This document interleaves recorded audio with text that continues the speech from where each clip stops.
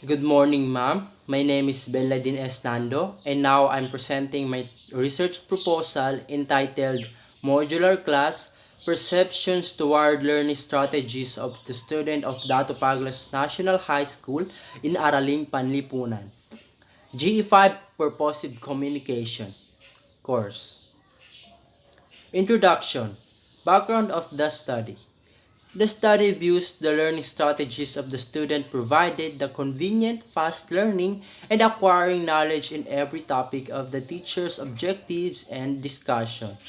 This study means the purpose of student learning strategy in publishing and highlighting the discovered technical points and efficiency to achieve a quality understanding in every certain topics.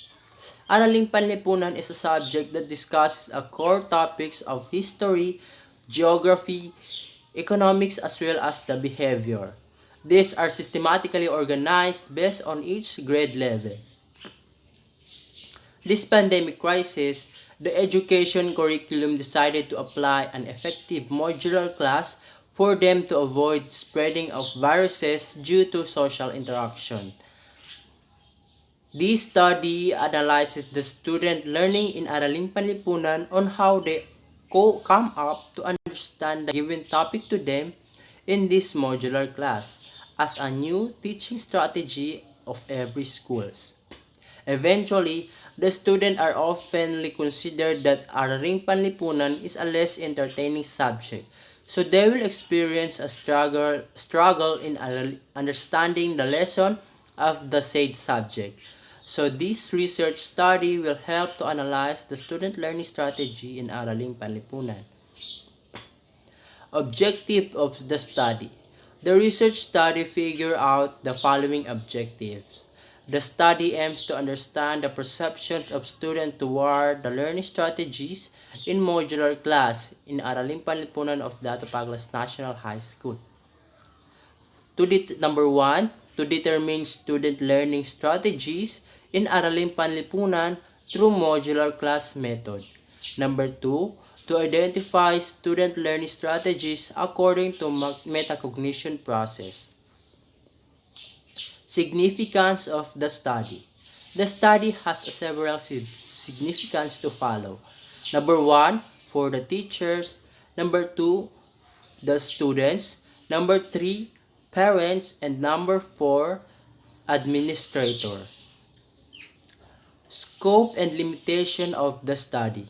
The study aims to determine the student strategy of learning in modular class of Araling Panlipunan, and this study identifies the metacognition of the student learning strategy. The study aims to focus in Araling Panlipunan subject that will be conducted in Dato Paglas National High School. Theoretical framework. The theory of of constructivist by Jerome Brunner fact that learning processes in Araling Panlipunan is secondary student in which the current or past knowledge of the student serve as the active construction of idea and concept. Instructional design since 2019. Teaching approach in learning strategies of Araling Panlipunan subject aims to utilize the context and symbols that are familiar to the student by increasing their mastery of learning. Nikki since 2017. Method of online class in the approach of learning strategies has a basis from the constructivist theory in which students had an ability to construct learning in a certain lesson in the discussion of teachers. Theory of Kalkik and Ortel since 2010.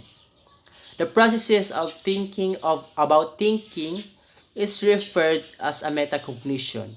According to Flavel since 1976, metacognition refers to one understanding of one's own cognitive processes or anything related to them, such as learning relevant properties of data or information. Research methodology. Research method.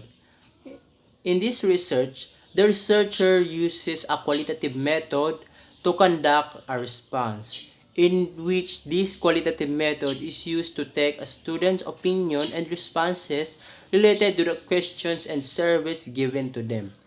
The student will serve as the respondents of the research study that will be the basis of the final output and equivalent of the research study.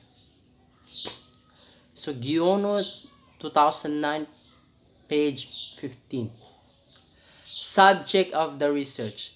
The research participant will be taking the 10 students of each grade 8 section who currently studying in Araling Panlipunan subject. The researcher chooses the student that will active in the class and event of Araling Panlipunan department. Since the researcher study focuses to the modular class, the researcher has an excuse to the teacher of each section by conduct a survey from at least 10 students of their class. As a convenient process, the participants are the taken of the student who are actively achieve more knowledge about Araling Panlipunan subject as to catch up their qualifying learning strategies by answering survey questionnaires that related of how they attain to become an excellent Araling Panlipunan subject. Research location. Araling Panlipunan Department is a place where the teachers and staffs allow the researcher to conduct the needed processes or analysis. This department is one of education office in Dato Paglas National High School where facilitate any functions such as modular class for assessment and topics as long as it is related to Araling Panlipunan and where students study about how the teachers construct the teaching method of their learners. Technique of data collection. In data collection, the researcher used two techniques. They are interview and document analysis of the student. This involved the concern of the student's strategy of learning the Araling Panlipunan through modular class. And also, the researcher will conduct a survey questionnaire from the student as the basis of the qualitative method. Here are the researcher questionnaire. Research questionnaire. Research question for the objective number 1 to determine the student learning strategies in Araling Panlipunan through modular class method. Questions number 1. What are your strategies in understanding Araling Panlipunan through modular class in terms of preparation, class discussion, taking quizzes or exams? Number 2. What is your perceptions in studying modular class? Number 3. Is your learning strategy supports your academic performance? In objective number 2, to identify student learning strategies according to metacognitive processes.